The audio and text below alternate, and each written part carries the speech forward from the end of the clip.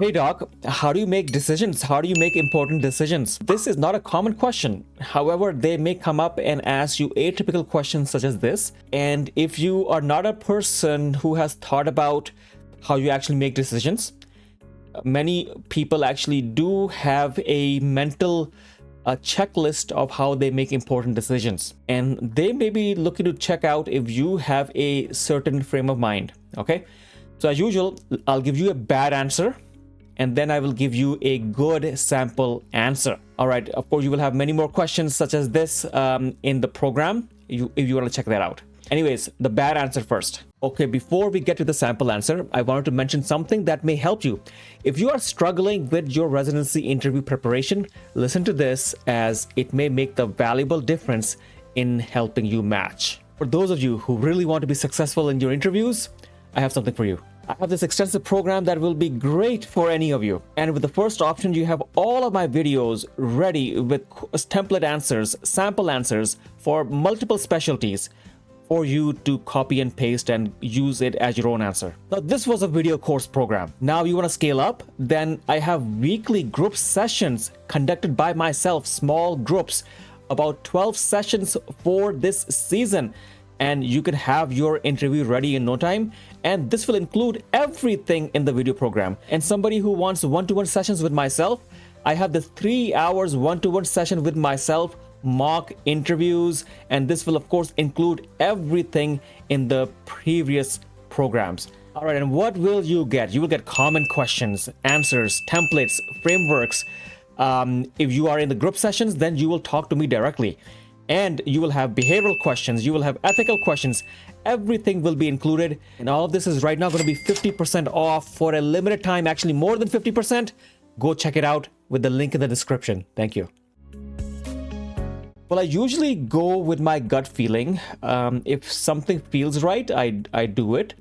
I don't spend too much time thinking about in too much detail, because that can slow things down, because most things are okay.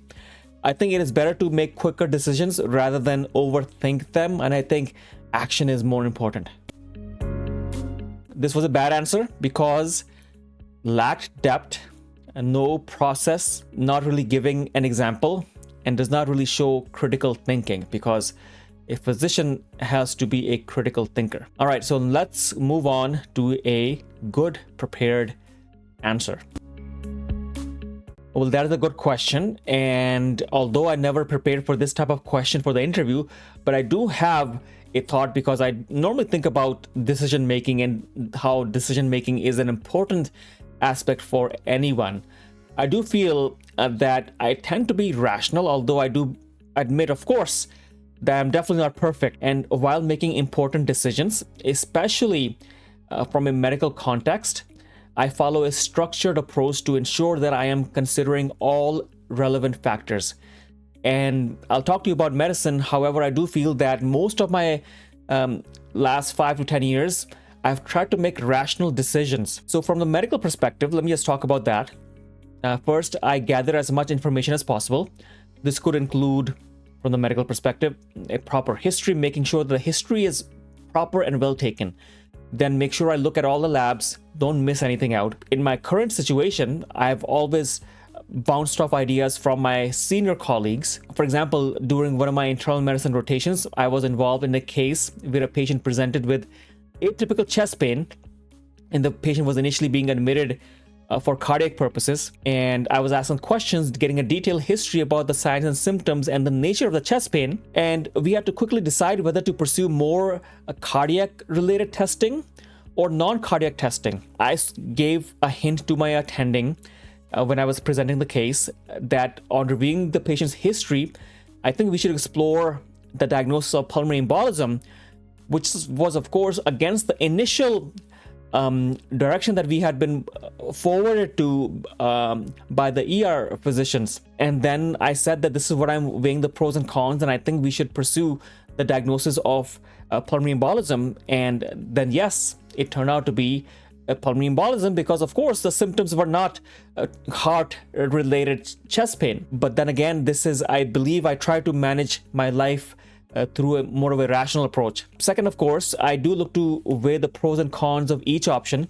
I look to consider both the short-term and the long-term impacts of my decisions. I also look to gain different perspectives from others. And I realize and have learned that listening is very important.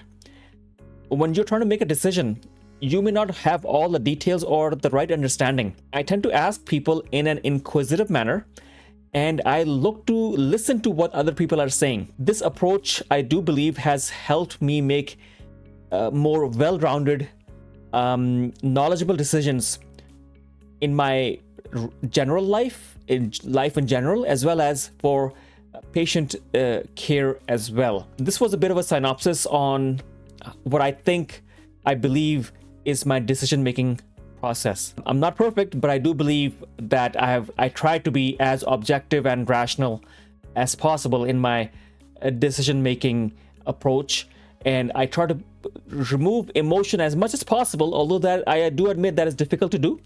I try to look at it in a very stoic manner. Stoic basically meaning that avoid emotion in it and consider the positives and the negatives of any situation. Hopefully this answers the question. Thank you. The framework: demonstrate a structured process, give a real life example, involve collaboration, and always say that you look at the pros and cons, you look at the details. Okay, you don't just go by hunches. In medicine, your sixth sense or your seventh sense or your eighth sense or your ninth sense all play a huge role. In medicine, a lot of things depend on your gut instinct as well. But all of that gut instinct goes through all of these varied pieces of information that you have to put together. At least I believe this is how you should answer for your interview. In any type of question that comes in that they try to sneak into you, that is a bit of an atypical question. Make sure you outline a clear process, include collaboration, provide an example, focus that you are evidence-based, okay? Don't suggest that you are impulsive. Don't mention that, hey, you are very headstrong and you go straight ahead and you take action first. Well, in patient care, taking action first without considering things could be deadly. And I think this answer could be for any specialty.